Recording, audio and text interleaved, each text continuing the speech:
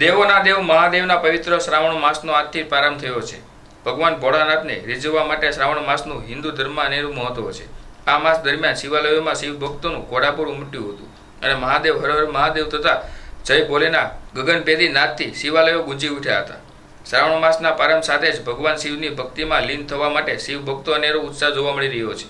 અનેક ભક્તો આ પવિત્ર માસ દરમિયાન ઉપવાસ કરતા હોય છે, જ્યારે કેટલાક દૂધ જળ બીલીપત્ર પુષ્પોથી ભગવાન શિવનો અભિષેક કરીને તેમની કૃપા મેળવવાનો પ્રયાસ કરતા હોય છે.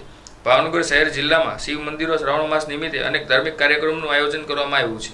જ્યારે શહેરના જસોનાથ, ભીડભજન, તખ્તેશ્વર, હલુરિયા ચોક, કૃષ્ણેશ્વર મહાદેવ, બારસો મહાદેવ, ભગવાનેશ્વર મહાદેવ, સુભાષનગર ચંદ્રેશ્વર મહાદેવ, ઘોઘાસકલ સહિત વિસ્તારોમાં આવેલા શિવ મંદિરો પણ ભક્તોની ભારે ભીડ જોવા મળી હતી. ઓમ નમઃ શિવાય. જય ભોળાનાથ. મારું નામ રાજેશગીરી કૈલાસગીરી ગોસ્વામી છે.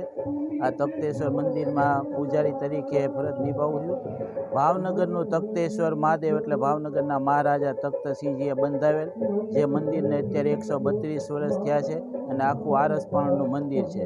બીજું વિશેષ કે આજથી શ્રાવણ માસનો પ્રારંભ થયો છે એટલે ભોળાનાથ શંકર ભગવાન કલ્યાણકારી દેવનો આખો શ્રાવણ માસ પવિત્ર શ્રાવણ માસ ગણાય છે અને શ્રાવણ માસમાં ભાવિક ભક્તજનો ભોળાનાથના આશીર્વાદ લેવા આવે છે અને ભોળાનાથના આશીર્વાદ લઈને ધન્યતા અનુભવે છે. જય ભોળાનાથ.